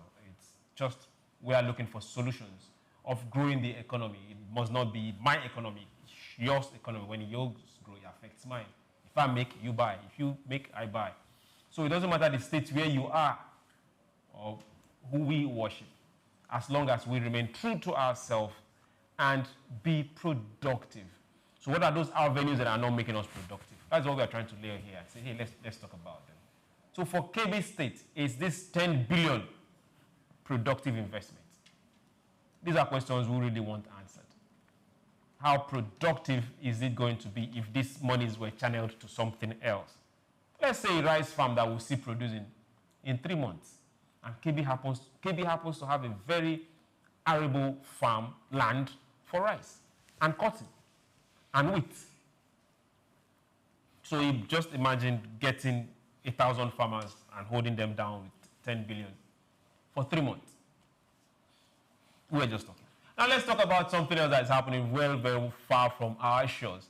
When this was brewing, people were still looking and asking questions. Yes, it's, as we speak now, it's on the table. Netflix, they are to acquire Warner Bros.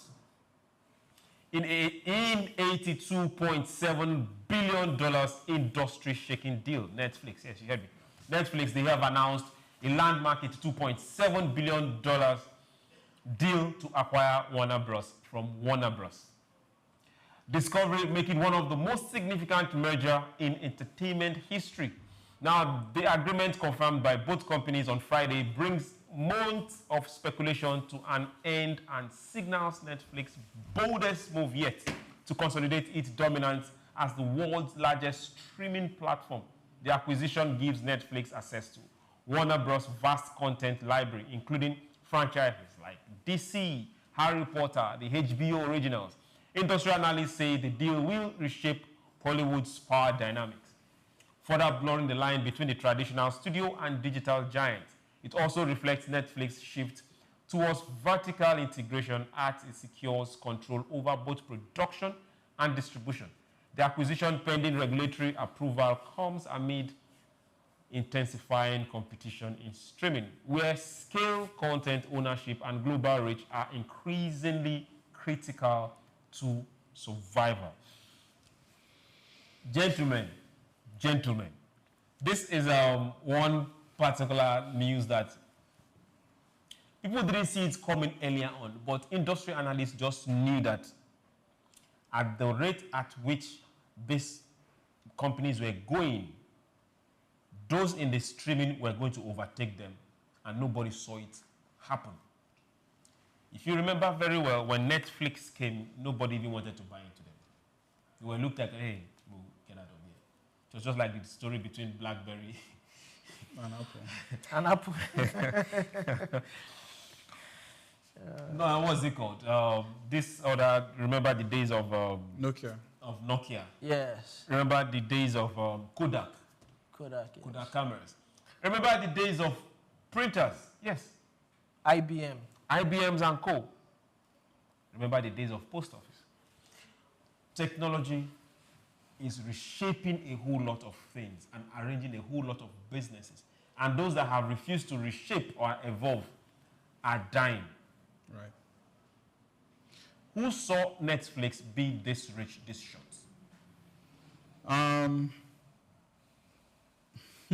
I mean, we can see the numbers and we can see the expansion, but this is this is history in the making, because Warner Bros. Has 100-years-old catalog of, there's Harry Potter, there's so many legendary. Way before Harry Potter. I'm just trying to highlight few legendary, of their products. And the challenge of streaming is access to some of these catalogs. So now having access to over 100-year worth of catalog from a major studio, that's a very huge shift in the industry. And it's even more interesting because Netflix is an European company buying such a huge studio from America. Well, there's still in our second story, we'll talk about the approval side of it and the policies that is coming into play. Yes, so that's what I'm saying. Because it's an European company that is buying one of the most prominent studios in America, is a huge shift that is going to affect other American streaming platforms. Because Netflix is in competition with American streaming platforms like Amazon, there's Hulu, there's so many, American streaming platforms that are not even in Africa yet. But, I mean, everybody knows Amazon Prime. So if Netflix is acquiring that studio with their catalog, they are going to knock off most American streaming platform. So it is a huge shift in the entertainment market. Okay. And in America, can you add this to it? If you remember, entertainment used to be me, my box, me, my screen, right? Me, the big theaters. Right. Now Netflix came and said, it's no longer going to be that. It's you and you, wherever you are, is in your hands. Right. While others were busy laughing and saying no, they were acquiring the numbers. Others were waiting for big monies, they were taking small monies in tickles. But the numbers are now counting. Right. Do you see us moving way away from the traditional means of consuming entertainment? I mean, it comes to stay. Generally, the world has moved from ownership to access. Generally. Ownership to access. Generally. I've seen so many smart money people that will tell you, this is very disturbing, that will tell you buying a house now is a financial mistake. Because they tell you that if you have 100 million, you can buy a house in Lekki, right? But if you put your 100 million in money markets, you get 20%. That's 20 million every year. You use from that 20 million, you get 10 million to rent anywhere comfortable on the island. You can even live in VI. And then you still have 10 million extra. And when the house is sold, you move. But if you buy the house, you have to maintain it every year. You have to do renovation. So everybody, generally, the world is moving to access. I want to live in a place. I don't have to own it. I just want to have access to good accommodation. Use the money to do other things. So you don't have to buy a lot of cassettes that you look for space to save it, when you can just have access to Netflix. And when you have the cassette, you are not watching it every day, 365 days in a year. So your subscription, you can even pause it. You can even cancel it to say, oh, you know what? March, I'm busy. I don't need to watch anything. You keep your money in your pocket. So it's come to stay. And that is why the studio have agreed to sell their catalog. Because if they are not selling the company, a lot of the movies that are 100 years old, how many people get to watch it? But if this catalog is now, this library is now added to Netflix, you and me, a lot of people that were born just 15 years ago can have access to this movie and watch it. Pause. You and me, people born 15 years ago? Go ahead. You, me, and people, even people younger. I mean, like different generations. And different generations can have access to some of these movies and watch. And even locally, I've spoken to some consultants. They are trying to do the same for our National Archive from NTA. NTA is trying to go digital. They are trying to become a streaming platform where Are we waking up late, or we're just waking up? We're just waking up, and I like it. They are talking to consultants, and I've spoken to people that are trying to do it, where we can have access to all the presidential interviews from 1960. All the major conversations. Have they started digitalizing those particular things? They have the archives. They have it. Have they started digitalizing them? Yes, they are just looking for the best avenue to bring it to the digital apps for people to subscribe. Okay. Now let's come this way now. If we look at Warner Bros., most people look at them and the first thing that comes to your mind is the movies. There's also a media arm to it. CNN. Oh yeah. It's a major move for Netflix because, just like you rightly said, the streaming era is already oversaturated. So Netflix, I see them moving into live news, live sports, and every other thing. And acquiring Warner Brothers gives them full access to that. I mean, they now have their own media house, CNN. They will, because it's not yes, going. They will. This deal has not gone across. It has not gone across. They will have access to CNN. They will have access to DC. I mean, Batman, the whole catalog, Harry Potter, and the rest of them. It's going to be a major shift. And I know some competitors will move against this. While you are saying it's a major shift, now let's see. The US has the major dominance when it comes to sports streaming. If this happens, Netflix is going to get into that arena and getting big. Yes. Do you think the US will want them to compete? I doubt. which is going to tell in our next story from Trump and all that. When but then again, I wanted to add to this. For those who have invested stocks in Netflix, I mean, I say congratulations. I'm very sure everything is in green right now. Now, let's go to our last story for today, and we'll be fast about it. Trump has signaled that he's going to intervention in Netflix Warner Bros. Merger. The U.S. President Donald Trump on Sunday said he would intervene in the proposed billion-dollar merger between Netflix and Warner Bros. Discovery, citing possible competition concerns tied to the combined entity's market share.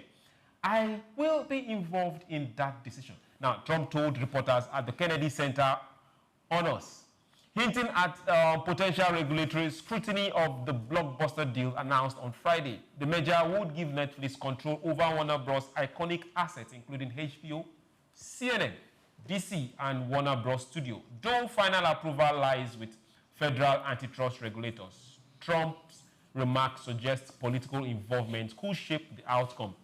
The deal has already triggered debate over media consolidation, streaming dominance, and content diversity.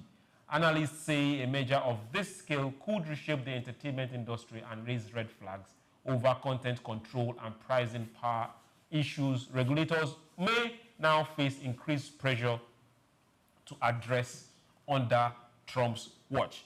Okay, Olumide, let me come to you. Yes. Where do you think Trump is going to swing? Knowing fully well that Trump is not well favorable when it comes to CNN. That's where I was going. Trump has a bone to pick with CNN. So I want to see how this will play out.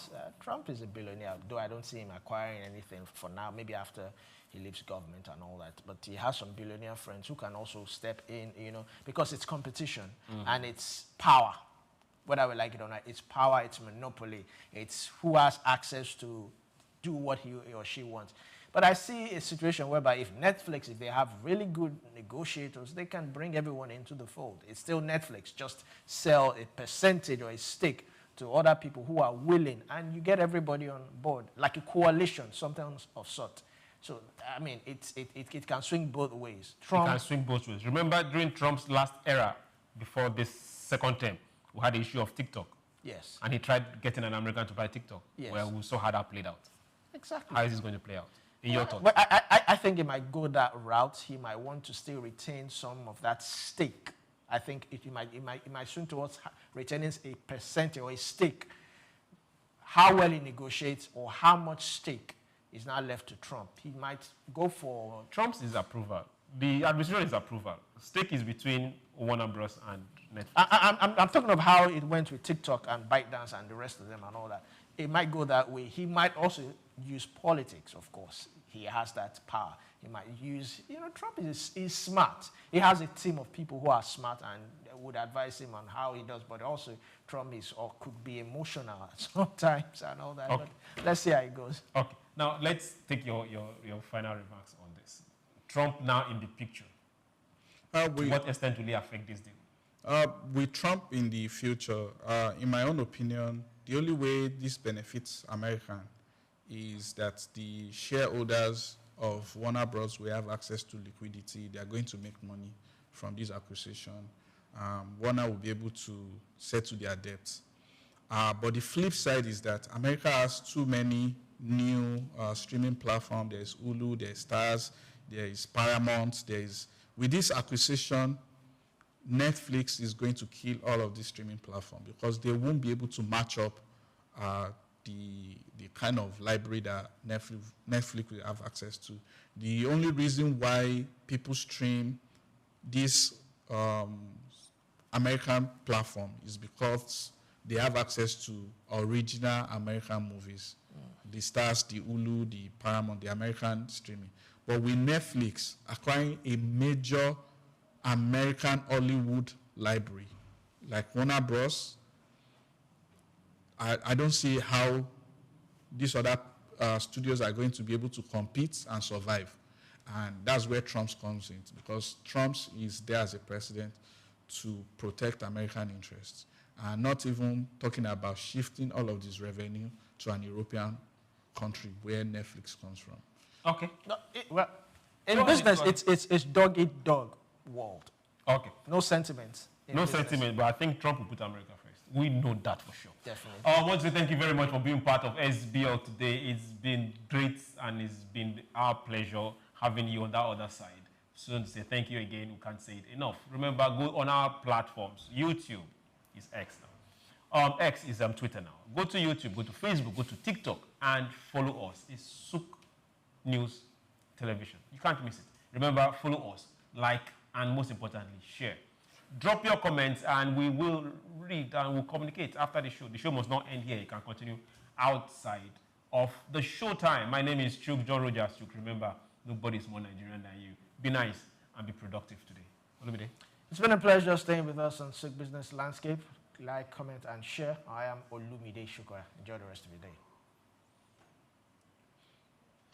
Take Nigeria because it's the mind that needs to first of all be rebranded. Idris said he's going to be putting Nigerian labor, Nigeria content and materials first. If you say Nigeria first and it is just us down here that, are pushing that agenda, it's going to be a big struggle. Do you think Nigerian firms, Nigerian organizations should start looking at getting their staff involved in this market or buying to keep for their staff? Within this side, let's also learn citizen diplomacy. See something. This is SOUQ Business Landscape.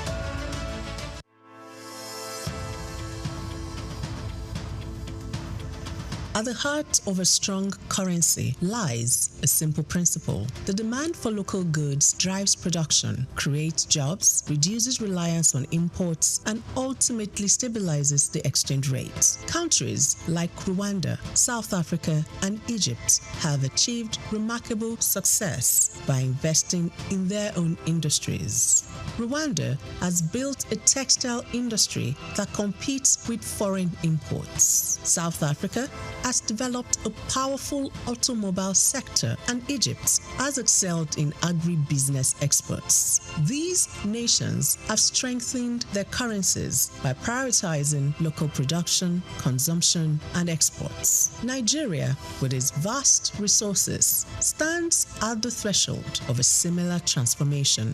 When Nigerians buy locally made products, fewer dollars flow out of the country for imports, preserving foreign exchange reserves. As local industries become more competitive, they can also expand exports, particularly under the African Continental Free Trade Area, bringing in foreign exchange and strengthening the naira.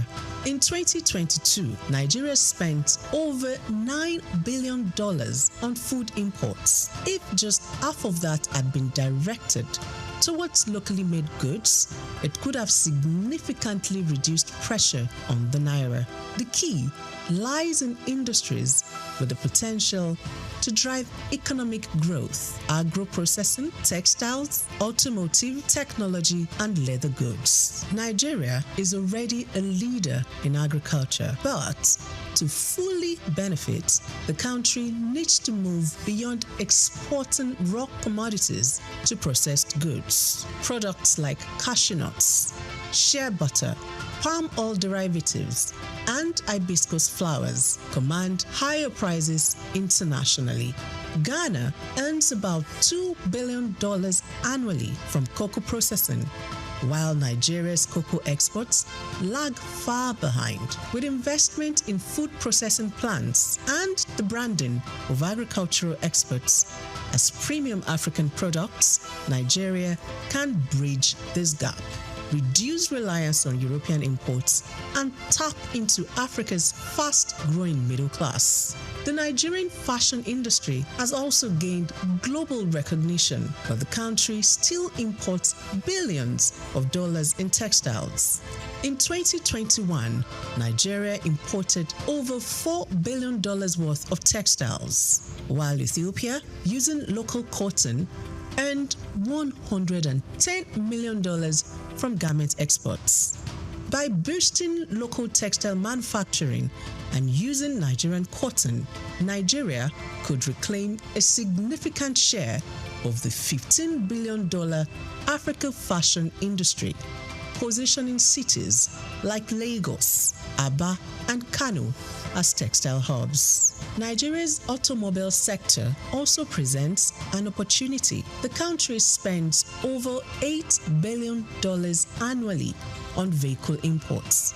In contrast, South Africa's automotive sector contributes over $12 billion to its GDP and employs more than 100,000 people. By implementing policies that support local vehicle assembly and production, Nigeria can reduce import dependency, create jobs, and become the region's automobile hub.